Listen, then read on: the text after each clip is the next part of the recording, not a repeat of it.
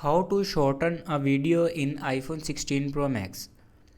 So let's start the video. First of all, open Photos library and then open a video you want to shorten, and then simply click on video and then click on edit, and this white line you can move your video, and here you can see two arrows, this one and this one, and it will be used to short your video from last, and it will be used to short your video from first.